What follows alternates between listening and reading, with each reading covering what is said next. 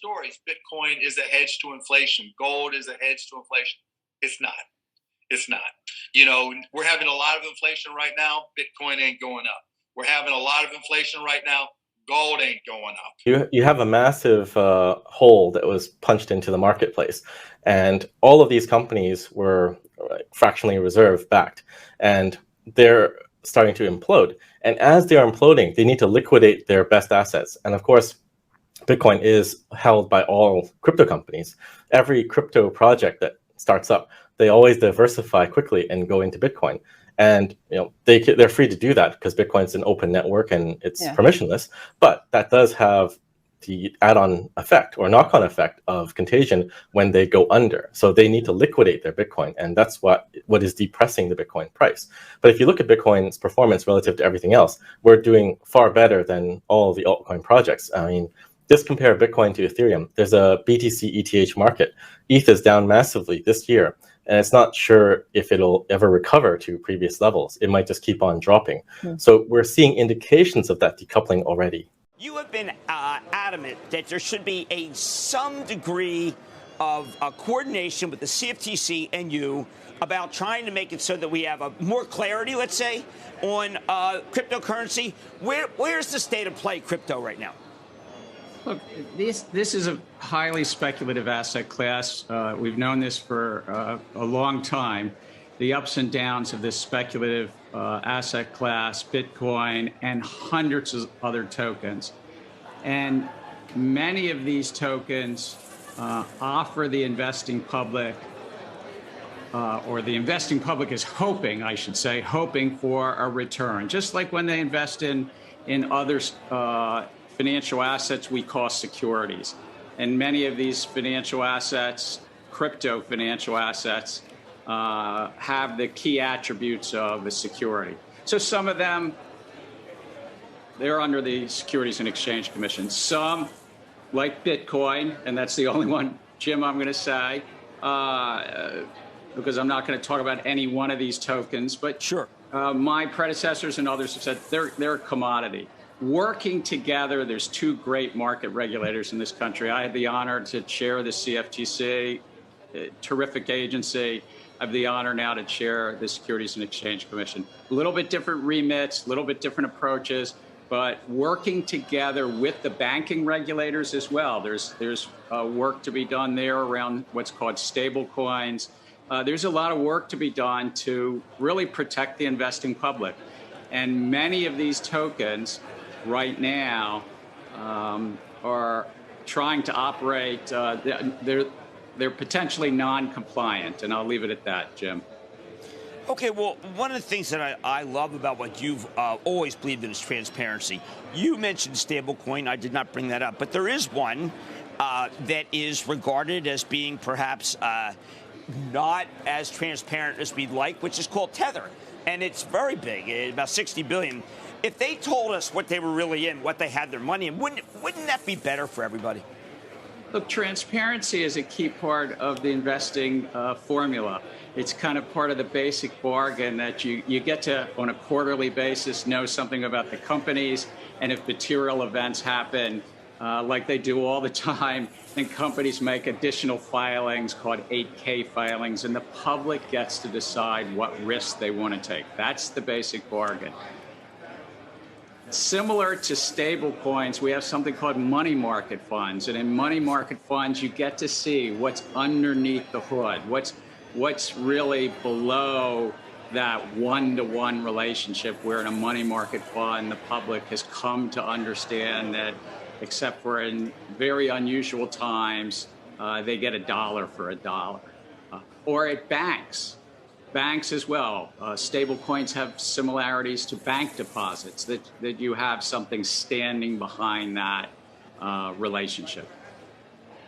Okay, well, one of the things that happened, and I sure hope that that clarity and transparency occur, but one of the things that happened, at least in many of our lives, I've had all my life had my money with Fidelity. And they came out and they said, look, you can put your Bitcoin in 401k. It was a seminal moment because if 401k is made for securities, you put Bitcoin in, and suddenly that kind of endorsement makes us feel very comfortable, Mr. Chairman, with the asset that is Bitcoin. Are we too comfortable Look, there's a lot of risk in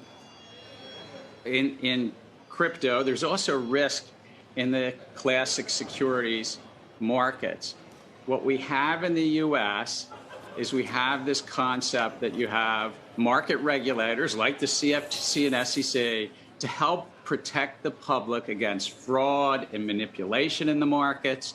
And when there's a group of entrepreneurs that are selling something to the public, who are saying to the public, come here, come hither, we've got this great idea, that when you do that, you've got to have basic disclosures, full and fair disclosures. That's what the SEC does. That's what we do really well. It's less so, in the oil markets or the wheat markets that the CFTC has. And so that's what we have. And right now you have hundreds, if not thousands, of these crypto tokens that have the basic attributes of raising money from the public and having a group of entrepreneurs that you might have on your show saying, come hither. We've got a good idea for you. And that's okay in America if you comply with the laws. And we've got, unfortunately, a lot of... Welcome to the Crypto Teacher. And guys, I come back with that video just to make you think. And we have Samson, who used to be in charge of Blockstream, now created the new company Gen3, speaking about the shrinking of liquidity in the crypto market. And we know Gary Gensler, the chess piece, is going to use regulation to wipe out crypto. He's basically telling you that. He's letting you know that cryptos that are on exchanges right now are securities. He's telling you that. He just hasn't brought the hammer down because they want the casino to go on just a little while longer, so therefore they can create the distraction.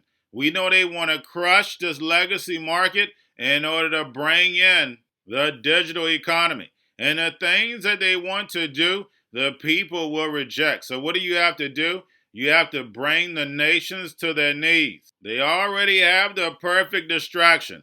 They printed all this money to create all this inflation. Now, by raising rates, we know it's layoff time. A lot of these companies are going to lay off. We're already in a recession. We're going to be headed towards a Great Depression.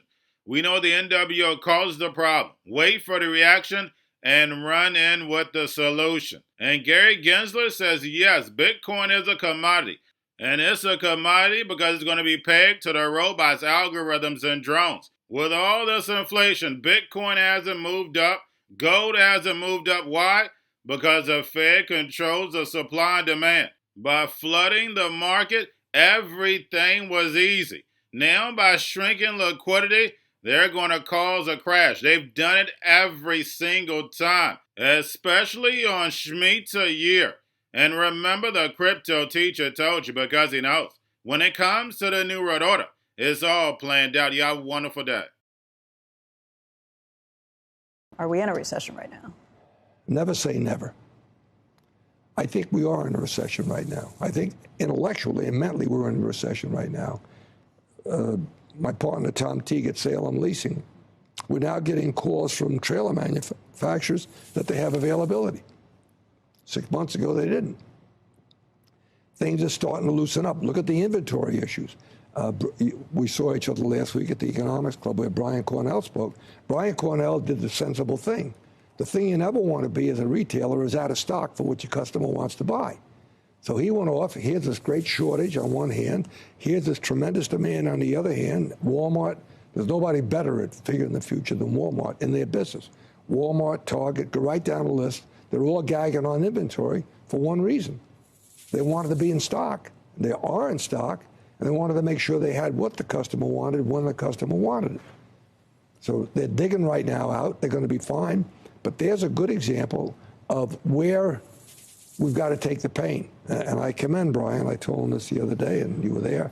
I commend him for biting the bullet, not wishing the inventory out. Be aggressive. Mark it down and move it out. Get it out. Get ready for next spring. Have your shelves ready to take in next spring's fashion or whatever it is.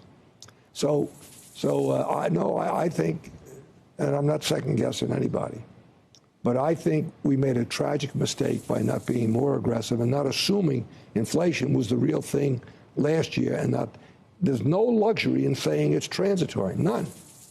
we're going to a different economy, and we're going to be learning more about that as we go. But clearly, we're learning that things can be done from remote locations. We're learning that technology can replace people even more than we thought.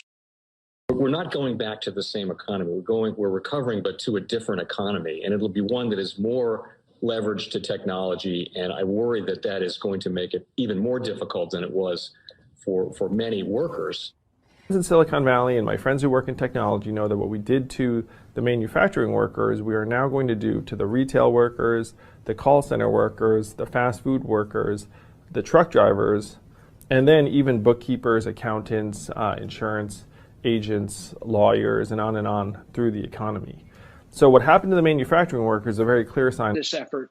And China has big plans for this. They intend to seed their digital yuan into the global environment by giving it away to visitors at next winter's Olympics. When they arrive at the airport, they're going to get yuan digital wallets. They're going to receive digital yuan. They're going to use it throughout their visits to Beijing, and then they're going to take it back to their home countries. They see this as a huge advantage. Why? Because who controls the underlying protocols, who controls the underlying standards of the future of money will control the future of money.